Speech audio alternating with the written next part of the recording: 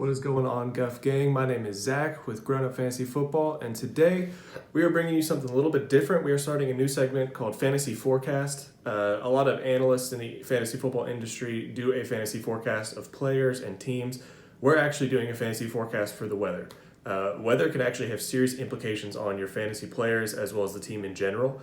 So did you know that when it rains, it actually increases the chance and likelihood of more run plays? With that, it also increases yards per carry for a running back.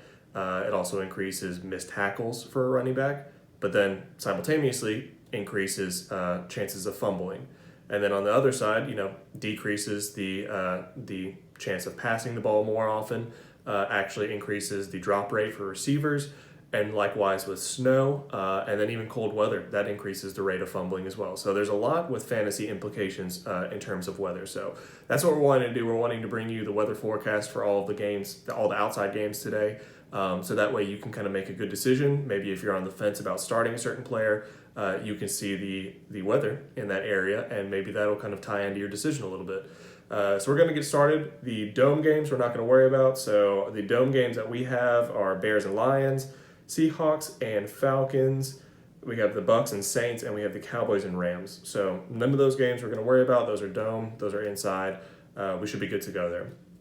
Most of the games this weekend actually are pretty sunny. Sunny or partially cloudy to where they're not going to affect much fantasy-wise.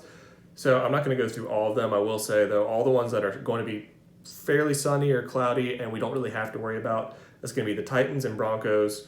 We have the Packers and Vikings, Eagles and Washington football team, Browns and Ravens, Raiders and Panthers, Dolphins and Patriots, and Steelers and Giants.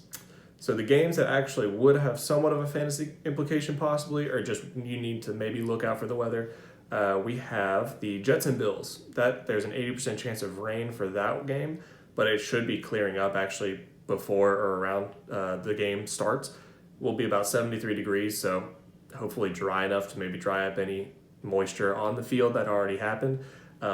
But I don't really see much happening there. If it's going to clear up before the game happens, I say start all the people you're going to start. I wouldn't look too much into this one. Another one that's going to be a little concerning is the Colts and Jaguars. That one, there's actually a 50% chance of thunderstorms today. That one does show it could possibly clear up, though, by game time or a little bit after. But one of the big names in that game that everyone's been talking about, everyone's been hyping up, is James Robinson. So with that, if there's going to be a thunderstorm or if there's going to be some rain or moisture on the field, that could increase his yards per carry by chance. That could increase missed tackles because defenders aren't able to make sharp cuts to get to him. But with that also could increase his chance of fumbling, which, if he's getting the ball early and he fumbles early, he could be in the doghouse from there on out. So I know a lot of people are banking on him, but keep that in mind that if it does rain, there is that chance that, maybe he fumbles, maybe he doesn't get as many snaps as he would like to.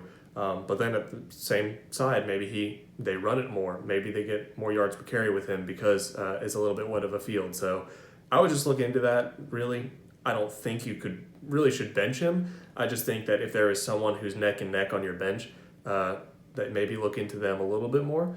I know there's a lot of injuries this week that people are trying to scramble around to fix, like Kenny Golladay being out, Mike Evans probably being out, but possibly just being limited and a limited snap count, Miles Sanders. So if you're making a really hard decision, look at the weather a little bit, see if that's going to help your decision making at all to if you really need to start James Robinson over X player on your bench.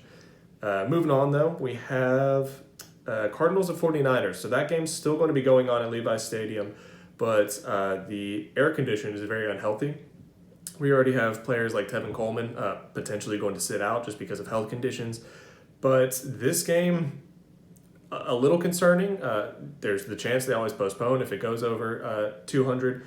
But I think this game will still go on, but I do see maybe the potential of players getting winded easier, maybe having to take a little bit more often of breaks if the air quality is not as good.